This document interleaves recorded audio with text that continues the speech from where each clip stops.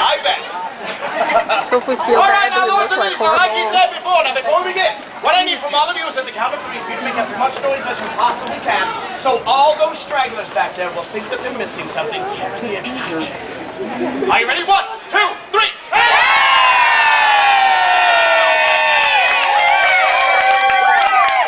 Full frontal nudity! Cannot be shown here today. It's all right. Lords and ladies, I am Master William Shakespeare. And I do have a question for all of you. Now the question is this.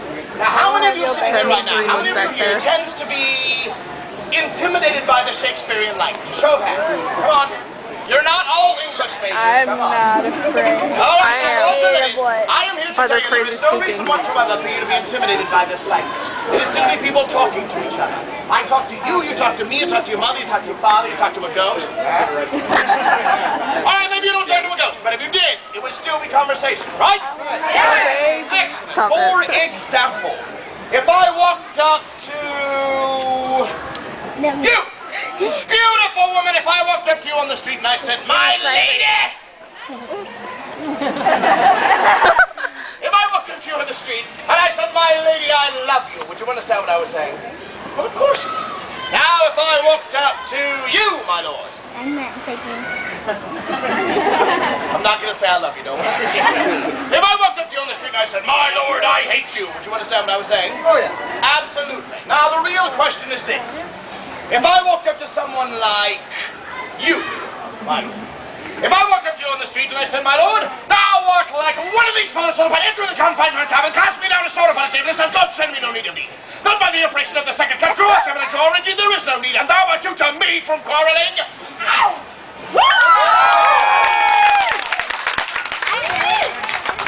I'd bite my thumb at him. No.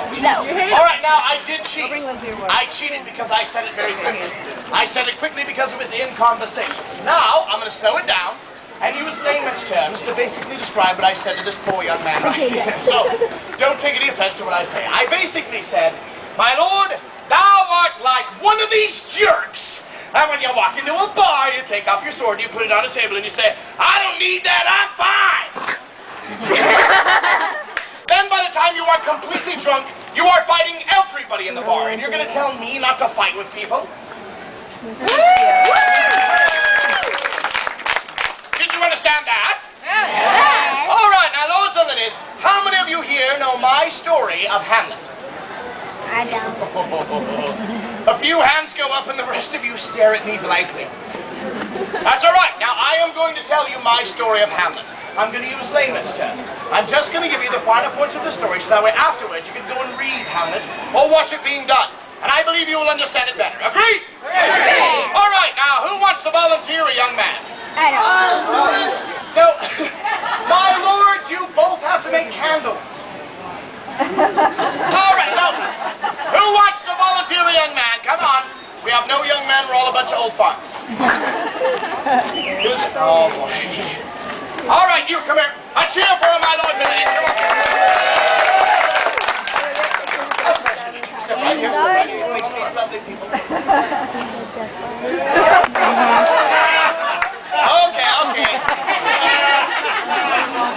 You're a big happy one, aren't you? All right, go ahead, have a seat. All right, lords and ladies, he is going to be my Hamlet, and I will direct most of the story towards his general direction. So, lords and ladies, if anywhere in my story I talk about someone dying, I want you to go, ooh, death! Ooh, death! All together. Lords and ladies, I'm going to teach you all the very ancient Chinese art. It is called Tai Ming. If anywhere in my story I talk about someone dying, I want you to go, ooh, death! Ooh, death! Now, if anywhere in my story I talk about someone being poisoned, I want you to go, oh, poison! Ooh, poison! Now, if anywhere in my story I talk about everyone being blissfully happy, I want you to go, yay! Yay! You're not going to do that very often in this story. Now, lords and ladies, we have Hamlet. Now you are Hamlet, you are the prince, you live in the kingdom, you have a mother and a father, the king and queen, a very good mother, very good father, very good king, very good queen, and everyone in the kingdom is happy! Yay! That's it, that's the only time you're going to do that in this story. Now one day your father, the king, dies. Ooh, yeah. And you are devastated, of course you are, because you love your father very much. But not 2 months go by, and your mother marries your uncle. Your mother has married your uncle! And we all have that uncle you're not supposed to go camping with. I'm not explaining that to you. Okay, you don't have to tell everybody right here, but do you have a girlfriend? No? Well, you do now! This young man comes to the Renaissance Festival, and I, Master William Shakespeare, give him a girlfriend. We'll talk about money later. All right. Your girlfriend's name is Ophelia. She's a young girl. You've been dating for quite a while. You write her poetry and sing her songs. You give her perfume. And everything seems to be going all right. But your girlfriend has a good young man father named Polonius. Now, Polonius comes up to your girlfriend, Ophelia, and says, "What are you doing? You cannot date Hamlet. He is the prince. He is going to grow up to become the king. You cannot date him. This is what I want you to do. Take this box, go in your bedroom, put the perfume, the jewelry, all those things into the box. Go over to Hamlet's house, the castle. Knock on the door and say, 'I can't date you anymore. My father won't let me.'" Aww. It's not a comedy. Okay. So you were upset by this as well. But a week or so goes by, and some friends come to visit you, and they come in and they go, "Hey, Hamlet, what's up?" And you go, "Rock on! Rock on! Everybody, all together. Rock on!" That's your friends. That's what you do. And they come in and they go, "Hey, Hamlet, you know what? The other night we saw your real dad."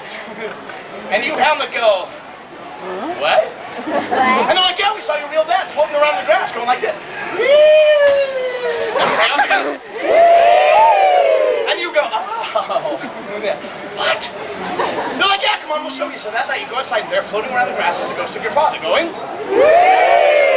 So you, Hamlet, you approach the ghost of your father and you go, "Hey, Dad, what's up? You're looking real creepy." And your father says, "Hamlet, I'm your father." Oh, you know that. "Hamlet, I'm dead." Dead. Well, apparently everybody knows that. All right, Hamlet, what you didn't know is that your uncle murdered me. He says, "Yeah, son, come on, you know me. I would get up every day, I do all my kingly duties, and then I go in the garden, take a nap. Go in the garden, go in the garden, go in the garden, take a nap."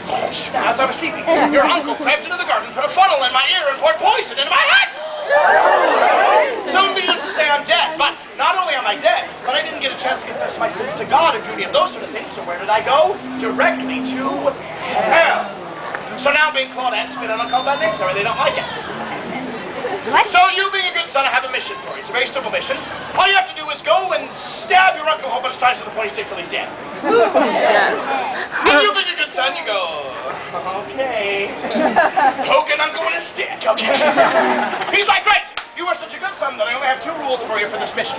Rule number 1 is do nothing to your mother, Gertrude the Queen. Do nothing to her. Okay, it's really not her fault. She is sleeping with your uncle. Rule number 2 is don't go crazy." So you being a good son, you go, "Right on, Dad, okay." He's like, "Great, now, as soon as you stab your uncle, how much time to the point he's he's dead, I get to go to heaven." And he leaves. Now you, Hamlet, you stand up by yourself and you say, wait a minute, all right. I have a mission. It's a very important mission. There's 2 rules for this mission. Rule number 1 is do nothing to my. Rule number 2 is don't go crazy. Now, in order for me not to go crazy, I am going to act crazy. Yeah. So you spend the next 2 weeks walking around the castle going like this. Look at the walls and talking to your boots. Because that's what crazy people do.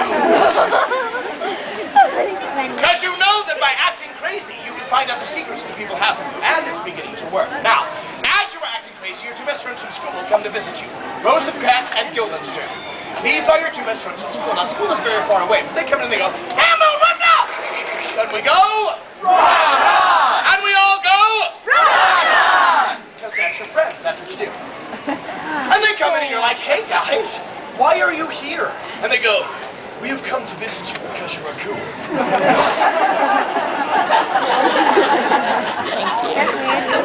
And you are thinking to yourself, "I am certain that the king and queen has sent for you because I'm acting crazy, so I will put it to them." You say, "Did not the good king and queen send for you?" And they go, "No.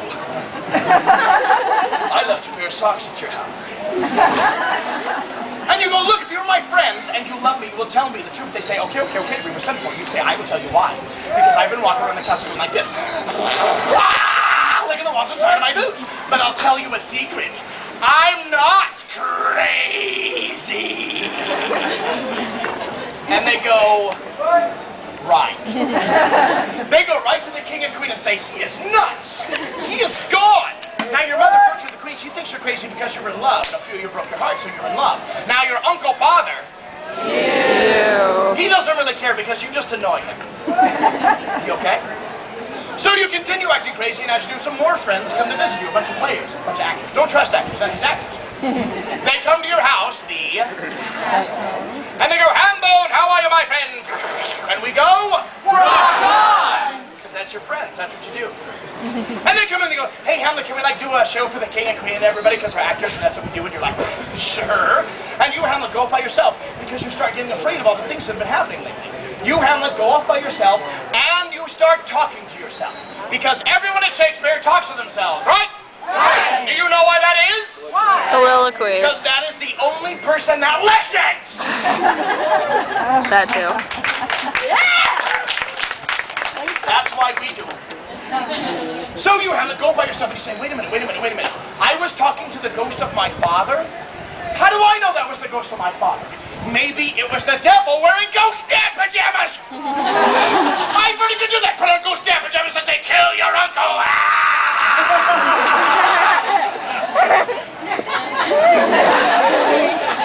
Worship me! So you say, no, I need more proof of this. You get an idea. You go back to your friends, the players, and you say, guys, how about I write you a script to do in front of the king and queen? They go, oh great, free script, what's it about? And you go, well, it's about this guy who's killed by his brother in the garden with poison in his ear. And they go, that's so creepy, let's do it.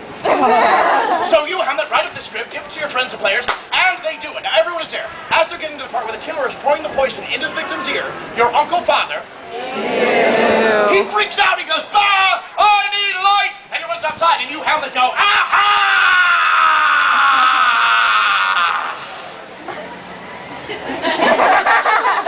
I have you now, you big pet jerk. Because now you know that the ghost of your father was real, that everything is true. So, you renew with strength, you go outside the hallway, you take a deep breath, and you go, I am testosterone man! I'm gonna go yell at mommy for sleeping with uncle. Ew. And you traipse down the hallway towards your mother's bedchamber. As you do, you hear some noise outside this chapel. You go inside the chapel, and there's your uncle father.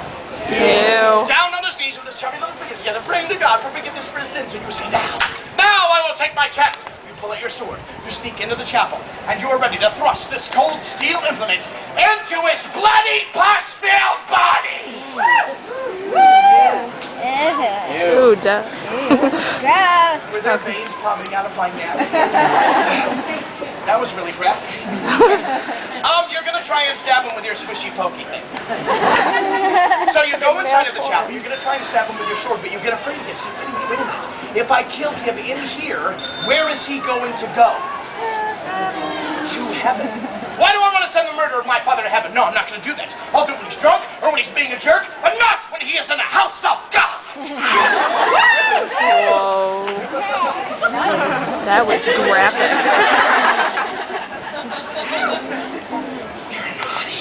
Okay. What? So you sneak back outside. He has no idea you're Oh my God, another you deep breath, and you go, no to mummy. And you traipse to the whole torture mother's bedroom. You go through, you're not going to run. Come here, open up. She's coming here. She's like, Hamlet, you've offended your father. You're like, no, you've offended my father. She's like, I don't love me anymore. You're like, I don't love anybody anymore. Why doesn't somebody just hold me?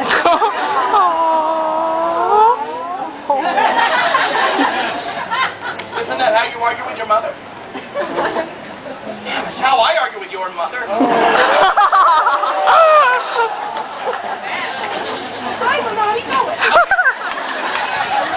So you're arguing with your mother and you hear some noise behind this tapestry. There's big carpets on the wall. You go, the king is spying on us. Now I will take my chance. You pull out your sword. You thrust it through the tapestry and you kill the king. Now the body rolls out from underneath, and it is indeed Polonius. Oh, your girlfriend's father? Yeah. Oops. So the body rolls out from underneath, and you, Hamlet, go, man, this is not going how I wanted it to go at all. And you're like, Mom, I'm sorry, I killed the cute old man in your bedroom. And she's like, great, Hamlet, what are you going to do about it? I'll throw him outside. So you take his body, throw him outside, you shove it in a cone, you take off his coat with a big bloody hole on it, you put it on, you run around the castle like this.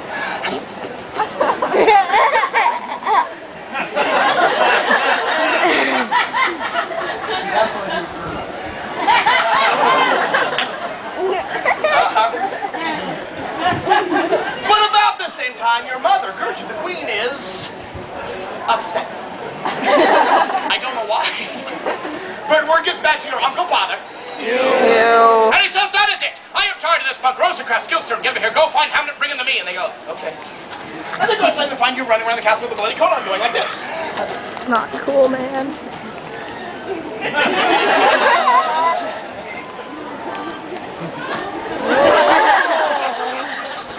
So they bring you in before the king, and the king says, Hamlet, where is Polonius? And you say, at supper. And the king says, at supper? And you say, yea. Not where he eats, but where he is eaten. A certain convocation of politic words were eating at him as I left him, but you may notice him in the next week as you go up the stairs. So the king goes, okay, creepy. We're going to send you far away. You're like, oh, really, where? We're going to send you to England. You say, good, I need a vacation. And you go outside. Now, the king stops Rosencrantz Guildstorm and says, wait, you two escort him on the boat, but first take these letters. The king writes up 2 letters, seals them up with the royal seal on a string, pops them in their packs, and sends them on their way. Now, on the boat, Rosencrantz and Guildenstern are asleep downstairs. You and Hamlet sneak downstairs, open up their packs, and read the letters. The letters basically say this. Hey, England, when Hamlet gets there, cut his head off. And you, Hamlet, go, oh, really? Maybe I'll get myself a pen and edit these things a little bit. So you get a pen, you rewrite the letters, you seal them up with your royal seal, being that you are the prince, you put them in their packs and sneak back upstairs. Now the letters basically say this. Hey, England, when Rosencrantz and Guildenstern get there, cut their heads off. Oh, dead. And that's exactly what happened. Dead. Oh, dead. So you, Hamlet, say good riddance to bad rubbish and get back on the boat to go back home. Now back home, some things have been happening. Your girlfriend Ophelia, she finds out about the death of her father Polonius, and she takes it really, really bad. She goes and loses her mind. She starts doing the things she was pretending to do, licking the walls and talking to her boots, for real. She unscrews the top of her head, pulls her brain out, and throws down the street.